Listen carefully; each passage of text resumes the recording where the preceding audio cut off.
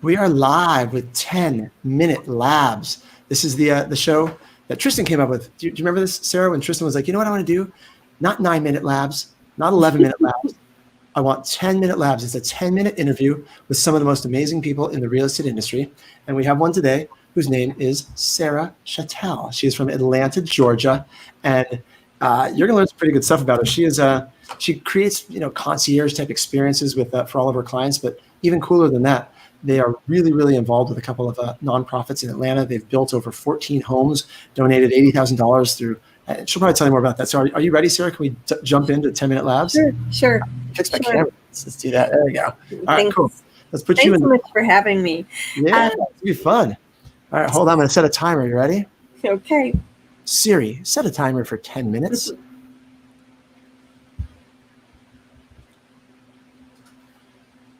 Oh, well, it's set. It didn't say it. Usually it says out loud. All right, cool. Well, let's go. Let's just jump right in. You ready?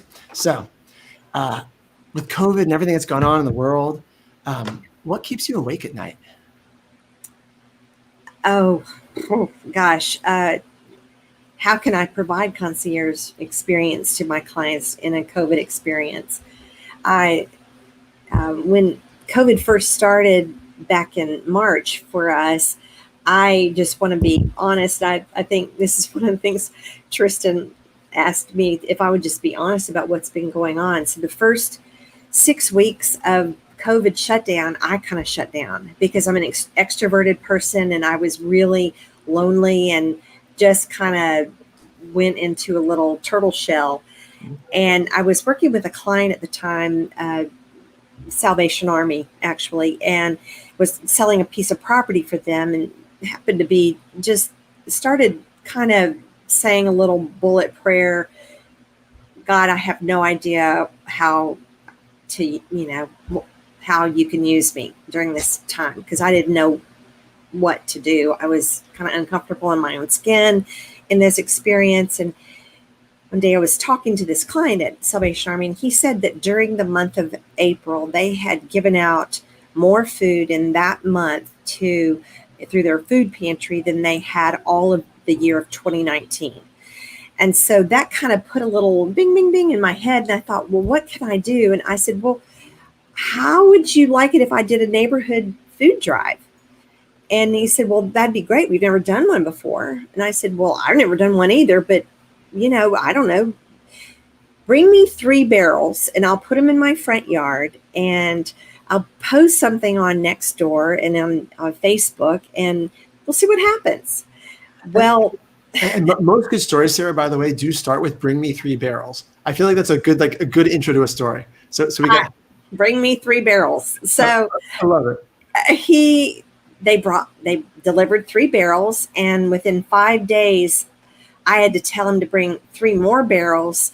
And by the time they picked it up on day 7, we had enough food to fill and overfill 7 barrels. So they had to send a big truck to pick up these big, giant, think of the guy that tinkles the bell at Christmas and those big food barrels. They were overflowing with food. And the Salvation Army was blown away. They'd never seen a person. And I said, well, I think people in my neighborhood really were feeling kind of powerless. And the only way that you can overcome a powerless feeling is by doing something. Right. So when I offered this opportunity to give back, everybody jumped on the bandwagon.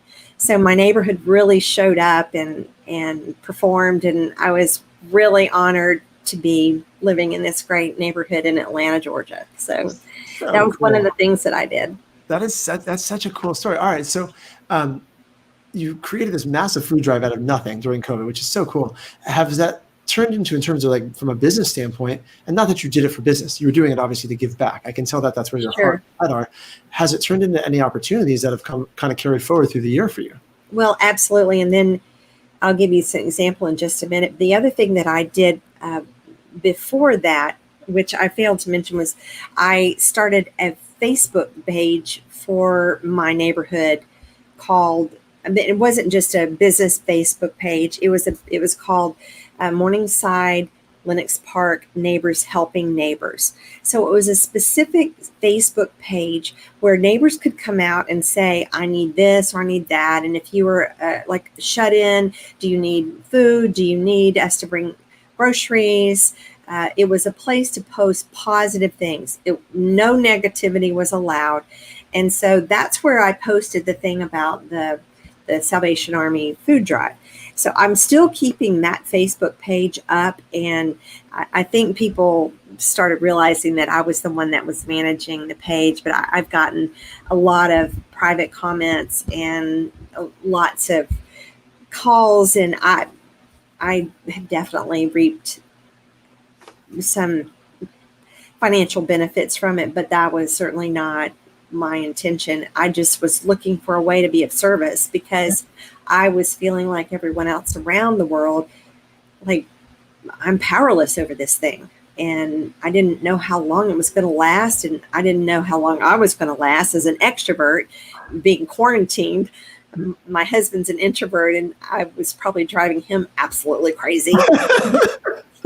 But another thing that I did was I got really clear about my core values during this quarantine time. Okay. And did they change from before, or like they got really clear?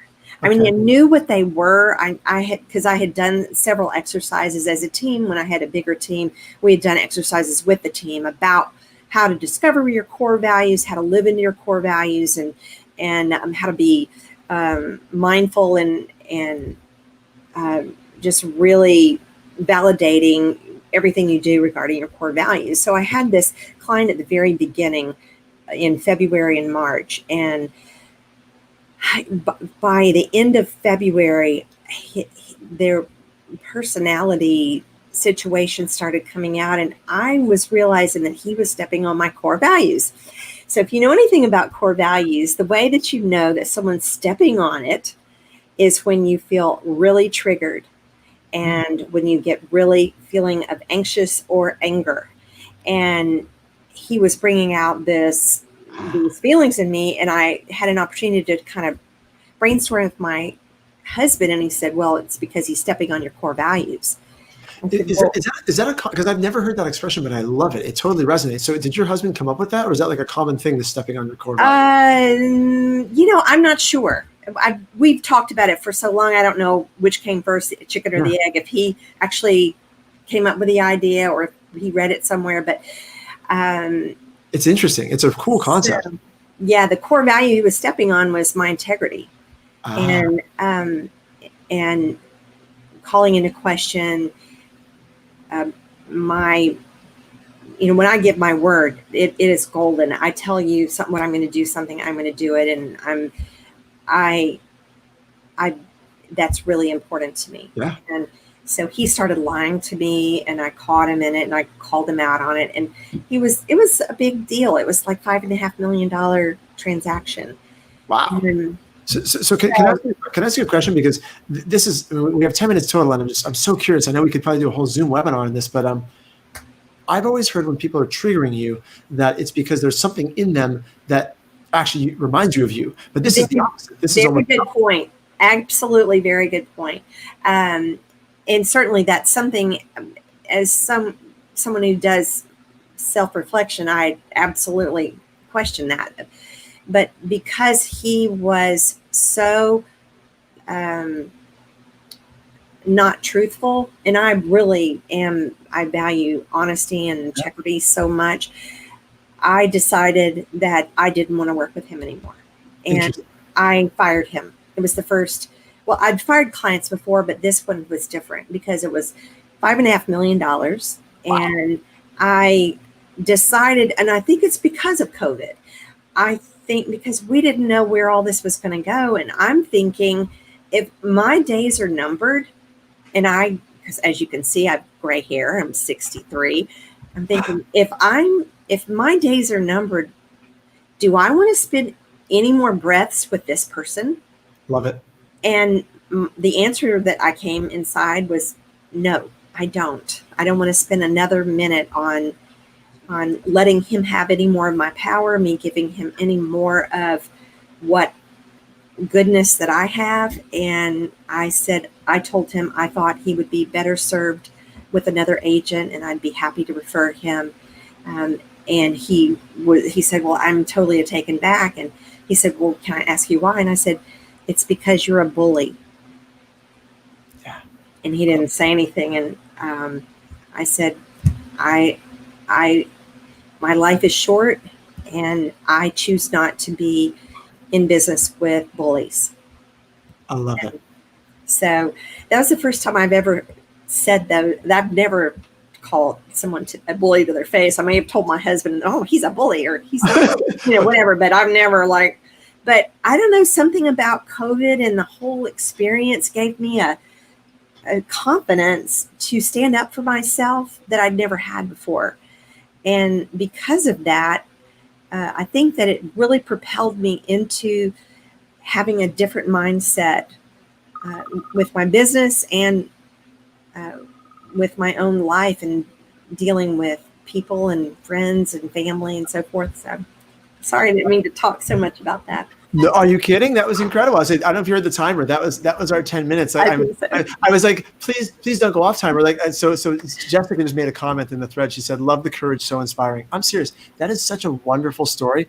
We got to wrap it up. We'll have you on. Let's do another webinar. We could really dig into that. If you want to talk to Sandra, we can unpack this. It's such a cool concept. And every agent watching this has had that experience where you're like, man, I don't want to do this. But then do you have to actually have the courage to say, no, I forget how you said it, but that you said there's only so many breaths we have left. How do you want to spend those breaths? Right? Exactly. Oh, right. So good, Sarah. I love it. And I thought about, I could talk about how many things I've sold or this or that, but I wanted to talk about something that might give someone else courage to do something that they might not feel courageous to do, and trust your instincts. I love it. 100%, guys. So reach out to Sarah. She's in Atlanta. If you want to connect with her, right? She'll be tagged in this post. Thank you. This is a wonderful way to end the front end. It was so much fun. I love it. All right, have a good night, guys. Bye.